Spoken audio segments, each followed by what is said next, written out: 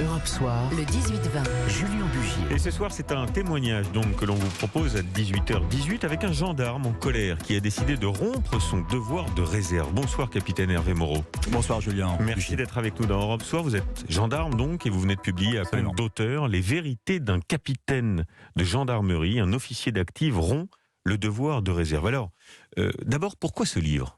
Eh bien, j'ai tenu à faire savoir au grand public ce qu'il en a été du fonctionnement au jour le jour d'une compagnie de gendarmerie départementale, comme il en existe un peu plus de 300 en France. Elles sont, on croit les connaître, mais je les fais pénétrer dans ce milieu si particulier. Je leur fais connaître les mérites de ces gendarmes qui sont absolument remarquables, dévoués, hommes et femmes à la population qu'ils protègent. Et puis j'ai également tenu à l'écrire pour les victimes qui sont si souvent oubliées, si peu souvent prises en compte dans le cheminement judiciaire.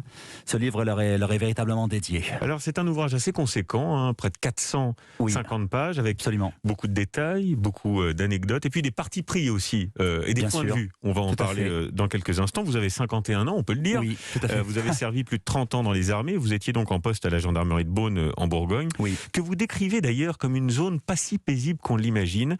Nos campagnes, expliquez-vous, sont désormais gangrénées à leur tour par la violence. Expliquez-nous ça. Oui, c'est absolument exact. Alors par rapport aux milieux urbains qui sont pris en charge par nos homologues de la police nationale, les campagnes sont zone gendarmerie, c'est nous, gendarmes, qui assurons la protection des citoyens qui y demeurent. Alors il y a un point qui est assez important de bien comprendre pour vos téléspectateurs, pour vos auditeurs, c'est qu'un acte délictuel ou criminel à la campagne a une portée beaucoup plus importante qu'en milieu urbain. Pourquoi ?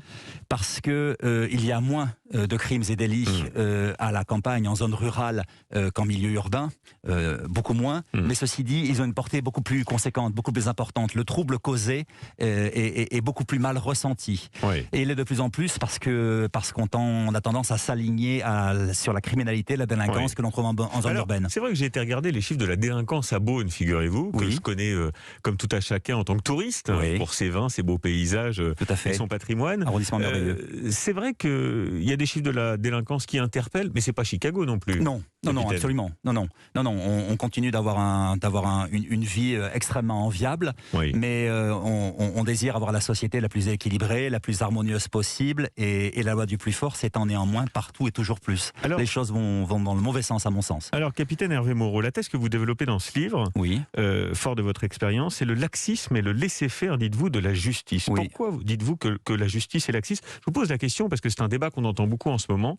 Le ministre de la Justice, précisément, Éric Dupond-Moretti, était à votre place il y a 24 heures et il disait exactement l'inverse. Alors pourquoi vous dites ça ?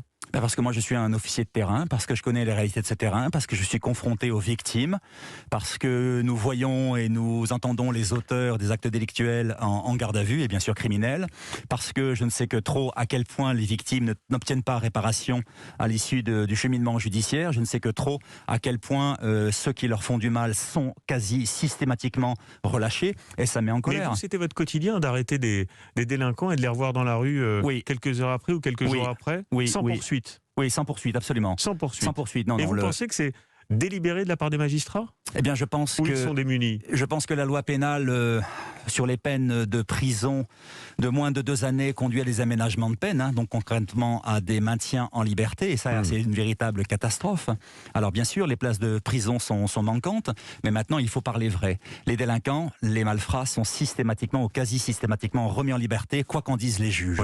Le résultat est celui-là. Et donc, ils continuent de mal agir, ils continuent de récidiver, ils continuent de frapper, d'harceler. C'est absolument insupportable. Et pourtant, quand on regarde les chiffres, capitaine, on voit que 90% des peines prononcées sont effectuées. Donc on se dit que ça fonctionne quand même. Mais quelle peine ? On parle de rappel à la loi, on parle de peine de prison avec sursis, on parle de délinquants qui sont systématiquement remis en liberté, qui ont donc la possibilité de recommencer. Et ils recommencent. On est trop laxiste, c'est votre propos. C'est ça ce que vous dites ? Bien entendu. Tous les gendarmes et policiers de France qui sont confrontés à ces réalités vous diront, vous affirmeront, et nous savons Tous le disent. Ah oui, tous le disent, bien entendu. On fait un métier difficile, on fait un métier éprouvant, mais on le fait très bien, en dépit de toutes les difficultés que nous pouvons connaître, notamment au niveau de la procédure pénale qui est infiniment trop lourde. Mais si encore nous avions le sentiment de travailler pour quelque chose d'utile, si nous avions le sentiment que les preuves que nous réunissons, que les malfrats, les délinquants que nous déférons aux juges puissent être incarcérés, puissent répondre du mal qu'ils font à la société en étant punis d'une peine de prison, fût-elle brève, de quelques semaines, de quelques mois, nous en serions très heureux. Capitaine, on comprend votre sentiment parfois de laisser faire, mais ça fonctionne aussi la justice. Il y a des malfrats qui sont en prison, il y a des délinquants qui vont en prison. On ne peut pas dire que rien n'est fait tout de même. Sur les 400 000 actes délictuels ou criminels graves d'atteinte aux personnes, vous en avez à peine une quinzaine de milliers qui seront incarcérés. Vous voudriez mettre tout le monde en prison ? Conformément à la loi pénale, ceux qui se rendent coupables des faits les plus graves, qu'il s'agisse de vol avec violence, qu'il s'agisse de coups et blessures relevant du domaine délictuel, qu'il s'agisse d'agression sexuelle, ça mériterait effectivement des conditions de répression et d'incarcération plus importantes. Donc tolérance zéro à l'américaine un peu, c'est ce que vous dites ? Non. Je pense que moi je suis convaincu d'une chose, l'éducation est chose essentielle, mais elle doit être accompagnée d'une fermeté, d'une répression qui soit existante. Aujourd'hui, elle ne l'est absolument pas. Votre regard sur l'évolution de la violence, on parle beaucoup de ces guerres de bande. Alors, c'est toujours compliqué d'avoir la boussole des chiffres, puisqu'il y a aussi le prisme des réseaux sociaux, bien sûr, la mise en scène, les images qui favorisent un effet de loupe, forcément. Est-ce que vous, qui avez une expérience de terrain depuis 30 ans, vous avez le sentiment qu'il y a une montée de la violence de ces bandes aujourd'hui en France ? Incontestablement. Les malfrats, les délinquants se croient tout permis, et ils ont raison de se croire tout permis, puisqu'effectivement, ils ne connaissent que trop rarement l'incarcération. Bien sûr, ils en usent, ils en abusent, et cela nourrit aussi la faiblesse de l'État, la faiblesse supposée de l'État. Mais la politique pénale que vous appelez de vos voeux dans le livre, on compare ça quand même aux États-Unis. Est-ce que ça fonctionne vraiment? Regardez aux États-Unis, stratégie de l'impunité zéro, mais le tout sécuritaire, ça marche? Il n'y a pas moins de crise, il n'y a pas moins de délinquants, il n'y a pas moins de violence? Mais Monsieur Bugier, vous êtes rendu aux États-Unis d'Amérique. Lorsque vous vous déplacez à Washington ou à Dallas, vous avez le sentiment, y compris tard la nuit, d'être en sécurité. Vous n'avez plus ce sentiment-là en France. C'est pas ce que montrent les chiffres. Alors, vous racontez des épisodes, et notamment un qui est assez incroyable. Un homme schizophrène a tiré sur la maison de son voisin. Vous arrivez sur place, vous comprenez qu'il est dangereux, armé, il est retranché chez lui. Vous appelez le parquet, la magistrate vous donne l'ordre de ne pas intervenir et de glisser une convocation dans la boîte aux lettres. Exactement. Une irresponsable. Que faites-vous ? Je désobéis, je refuse d'obéir à celle qui dirige la police judiciaire au nom du procureur de la République. Je désobéis.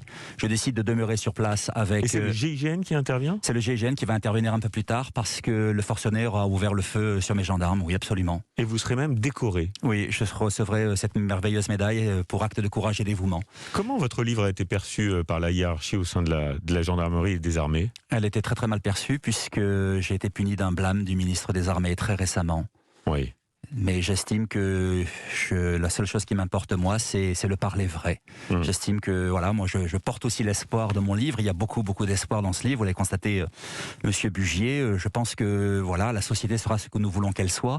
Et si nous la voulons la plus harmonieuse possible pour nos enfants, il faut que nous fassions ce qui doit être fait. Et est-ce que vos collègues, ils vous en veulent d'avoir rompu d'une certaine manière l'engagement et le devoir de réserve du militaire que vous êtes? Non, c'est l'exact contraire. Ils m'admirent et ils m'écrivent dans leurs lettres que ce livre est criant de vérité, qu'enfin un officier de gendarmerie, de surcroît un Saint-Cyrien, a le courage de dénoncer, de dire ce qu'il en est de cette réalité. Vous voulez vous engager en politique ? Oui, cela me permettrait d'aller au bout de mon engagement d'homme, de citoyen. De quelle manière en politique ? Eh bien, je vais me présenter aux élections législatives de juin 2022 dans l'arrondissement de Beaune. Avec quel parti ? Les Républicains. Les Républicains, la droite républicaine. Oui. Merci capitaine Hervé Moreau d'avoir été ce soir notre invité. Votre livre s'appelle donc Vérité d'un capitaine de gendarmerie. C'est un livre que vous avez publié vous-même. Exactement. Pourquoi ce choix d'ailleurs ? Eh bien parce que... Vous n'avez pas trouvé d'éditeur ? Eh bien non, les éditeurs l'ont refusé et depuis hier soir, j'ai la joie de les voir revenir, me solliciter pour certains d'entre eux. Parce que ça se vend plutôt bien, si j'ai bien compris. Oui, nous allons atteindre les 10 000 exemplaires vendus en un peu plus de 4 mois, ce qui n'a jamais été fait par un livre auto-édité en France. Bien, merci capitaine Hervé Moreau d'avoir été ce soir notre invité.